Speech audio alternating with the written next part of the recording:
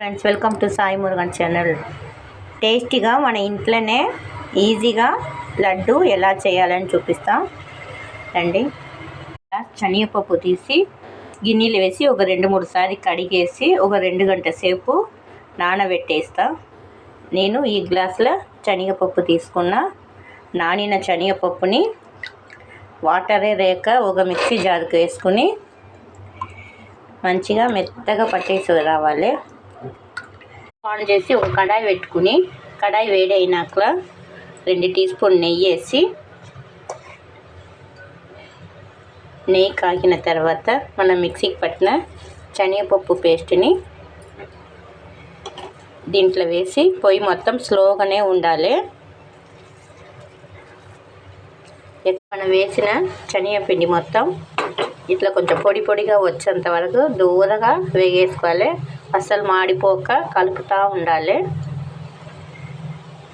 చూడండి, మనము శనగపిండిని ఎట్లా ముద్దగా వేసినాం, మంచిగా పొడి పొడిగా అయ్యి ఇప్పుడు ఉడికిపోయినాయి, మాడిపోలేదు.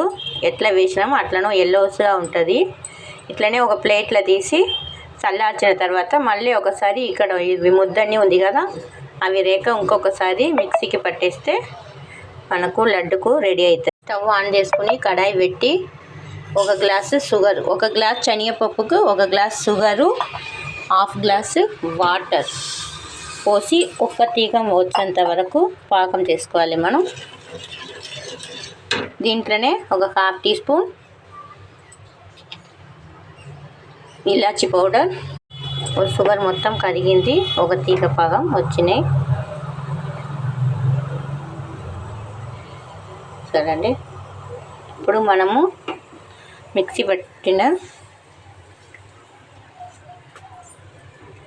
శనగపిండిని కొంచెంగా వేసేస్తాం.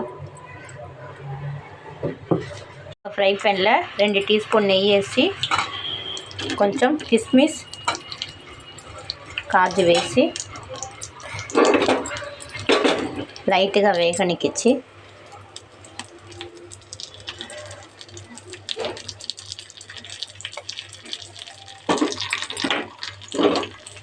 లడ్డు మిశ్రమం రెడీ అయింది. దీంట్లో వేసేసి ఒకసారి మొత్తం కలుపుకొని చల్లార్చినాక మనం లడ్డు చుట్టేసుకుంటాము. చూడండి, ఎంత ఈజీగా మనకు లడ్డు రెడీ అయిపోయింది. నూనెల్లో పిండి వేసి బూందీ చేసి లడ్డు చేయాలని లేదండి.